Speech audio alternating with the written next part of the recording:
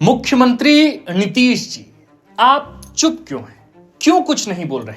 आपकी पार्टी के नेताओं पर भ्रष्टाचार के संगीन आरोप लगे हैं। आपके सहयोगियों को कटघरे में खड़ा किया जा रहा है। पहली बार आपकी सरकार पर और सरकार में शामिल लोगों पर घोटाले और हेर-फेर जैसे संगीन इल्जाम लग रहे हैं।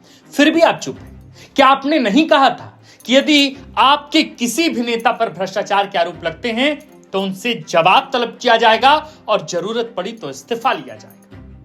करप्शन के आरोप मात्र के कारण क्या आपने अपने ही 6 मंत्रियों से इस्तीफा नहीं ले लिया था? क्या आपने भ्रष्टाचार के खिलाफ सुशासन का नारा नहीं दिया था? क्या आपने नहीं कहा था कि भ्रष्टाचार को बर्दाश्त नहीं किया जाएगा? सर, आपकी तो बिहार की सत्ता में एंट्री ही भ्रष्टाचार उन्मूलक के रूप में हुई थी और आज भी बिहार की जनता को आपकी ईमानदारी पर कोई शक नहीं है, लेकिन एक कौतूहल है कि आपके करीबियों पर जब आरोप लगने लगे तो आप चुप हो गए। या तो खुलकर कह दीजिए कि यह सब कुछ झूठ है, हम मान लेंगे। बिहार की जनता मान लेगी कि ऐसा कुछ भी नहीं है अगर आप कह दे तो।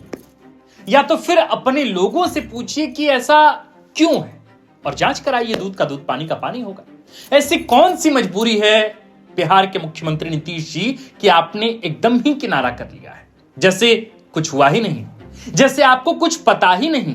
मीडिया से दूर हो गए हैं, बयान देना बंद कर दिया है, बात करना बंद कर दिया है किसी भी मुद्दे पर। इसलिए आज हमको यह पूछना पड़ रहा है कि आप खामोश क्यों हैं? हमें नहीं पता कि नीतीश कुमार तक हमारी यह बात पहुंच पाएगी या नहीं, या अगर पहुंची भी तो वे जवाब देंगे भी या नहीं। लेकिन इस बात की चर्चा बिहार में धीरे धीरे होने लगी है। सीएम नीतीश कुमार के करीबियों पर एक एक कर भ्रष्टाचार के संगीन आरोप, संगीन इल्जाम लग रहे हैं, जिन पर हम आज की वीडियो में बहुत विस्तार से बात करेंगे। लेकिन अहम सवाल यही है कि इन सब के बावजूद सुशासन बाबू चुप क्यों है, जो 6 मंत्रियों से कभी भ्रष्टाचार के आरोप में इस्तीफा लिया करते थे। तो फिर आइए शुरू करते हैं विश्लेषण और बताते हैं आपको कि सीएम नीतीश कुमार की खामोशी के पीछे की सबसे बड़ी वजह आखिर क्या है। लेकिन इस वीडियो की शुरुआत हो एकरा से पहले नमस्कार, प्रणाम। हमार नाम आकाश आनंद है और वह देखल शुरू कर चुकल बानी बिहार के राजनीतिक घटनाक्रम के सबसे सटीक, सबसे विस्तृत विश्लेषणात्मक कार्यक्रम जेकर नाम है सियासी कहानियां।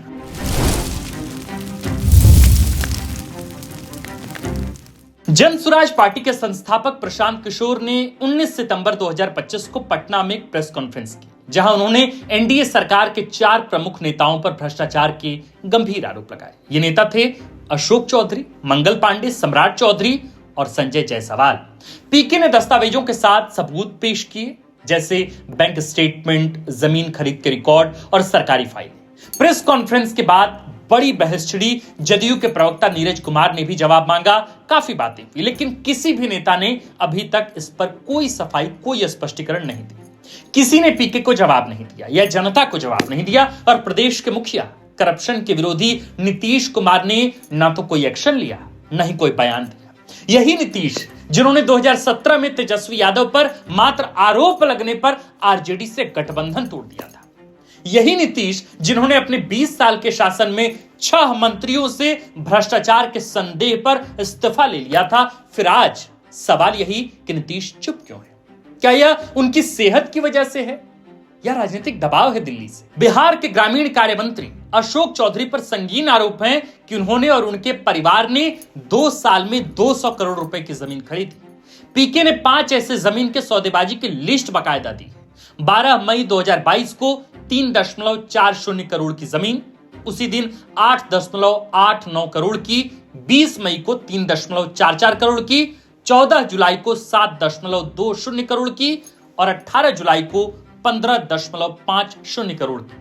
चौधरी के पीए योगेंद्र दत्त ने 2019 में पटना के विक्रम में 23 कट्ठा जमीन खरीदी, जो 2021 में चौधरी की बेटी शांभवी को 34 लाख रुपए में ट्रांसफर हुई। लेकिन योगेंद्र को सिर्फ 10 लाख रुपए मिले। इनकम टैक्स नोटिस के बाद अप्रैल 2025 में 25 लाख और ट्रांसफर किए गए। इस पर हम एक और वीडियो में बात कर चुके हैं, आप चाहें तो वो वीडियो देख सकते हैं, वीडियो का लिंक डिस्क्रिप्शन में है। अब बढ़िए दूसरे नामों पर। दूसरा नाम मंगल पांडे का है। स्वास्थ्य मंत्री मंगल पांडे पर प्रशांत किशोर ने आरोप लगाया कि उनकी पत्नी उर्मिला के पंजाब नेशनल बैंक अकाउंट में 2019 से 2020 में 2 करोड़ 12 लाख रुपए जमा है, जो घोषित नहीं किए गए हैं। पीके ने बैंक स्टेटमेंट दिखाया और पूछा पैसे कहां से आए।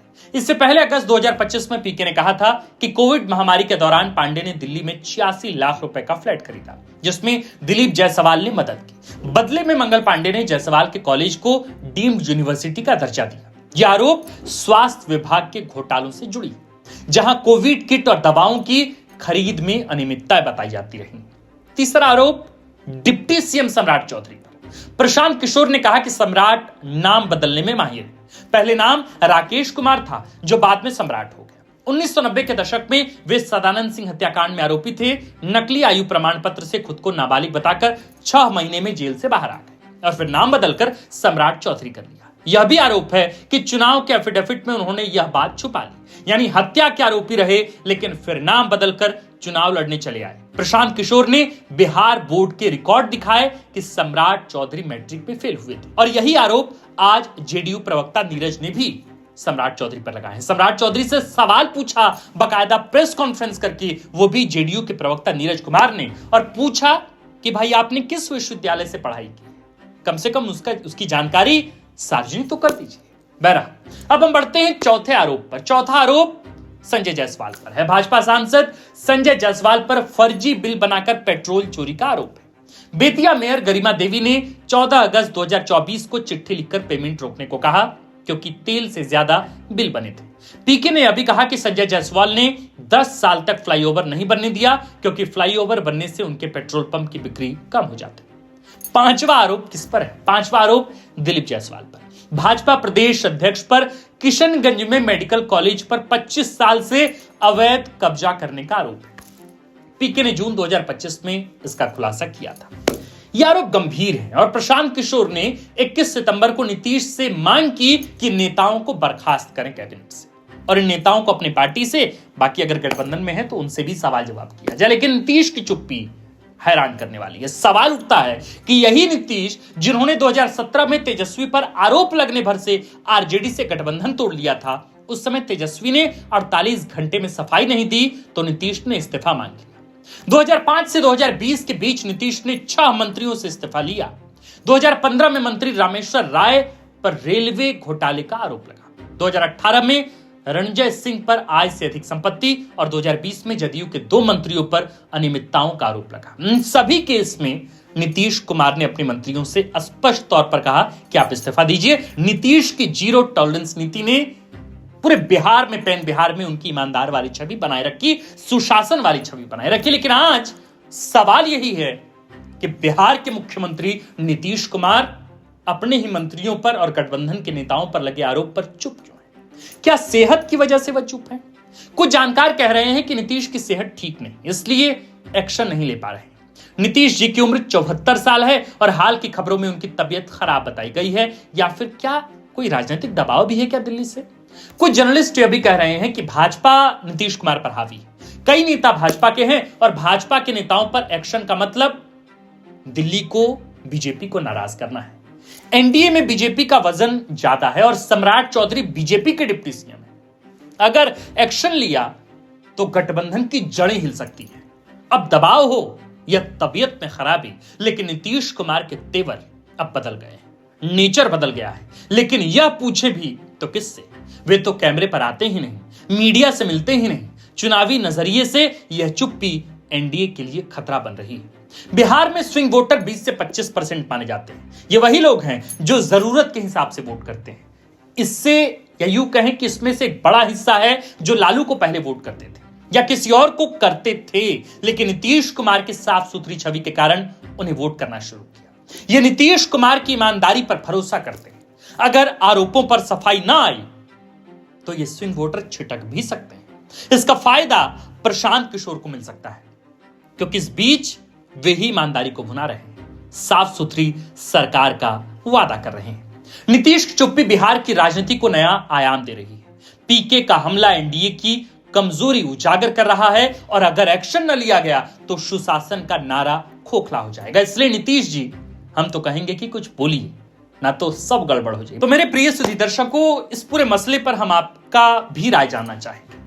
जो नीतीश कुमार 2005 से लेकर 2020-2025 तक हम सब की आंखों के सामने बिल्कुल एक ईमानदार नेता की छवि लेकर रहे और सच में वो ईमानदार रहे। उनके घोर विरोधी प्रशांत किशोर भी इन दिनों उनको यही कहते हैं कि नीतीश कुमार की ईमानदारी पर कोई शक नहीं, लेकिन उनके कैबिनेट में शामिल कई लोग भ्रष्टाचार के आरोप में संलिग्न हैं। ऐसे में सवाल यह है कि क्या नीतीश कुमार अगर ग्रामीण विकास मंत्री अशोक चौधरी पर अगर कोई शिकंजा कसते हैं तो क्या उनको शिकंजा सम्राट चौधरी पर भी कसना पड़ेगा? और अगर वे ऐसा करते हैं तो क्या एनडीए की जड़ें कमजोर नहीं होंगी? रहुआ ये विषय पर का सोचे नहीं तनी हमरा लिख के जरूर बताई। बाकी हमने को लगातार वीडियो कर रहल बन जा बिहार के सियासत के हर छोटा से छोटा और बड़ा से बड़ा मुद्दा पर यही तरह विश्लेषण के कार्यक्रम सियासी कहानी चलते रही। लेकिन एकरा से पहले हमने कुल की एक ही निवेदन कि रहुआ अगर नया नवेला दर्शक हैं हमने कुल के तो प्लीज दरखास्त बा, गुजारिश बा कि रहुआ हमने कुल के सब्सक्राइब करी और वीडियो अच्छा लागल है तो वीडियो को शेयर भी करी। देखत रही द फोर्थ पिलर बिहार। हमारा नाम आकाश आनंद है, कैमरा के पीछे हवन विक की वीडियो के देखे खातिर बहुत बहुत शुक्रिया।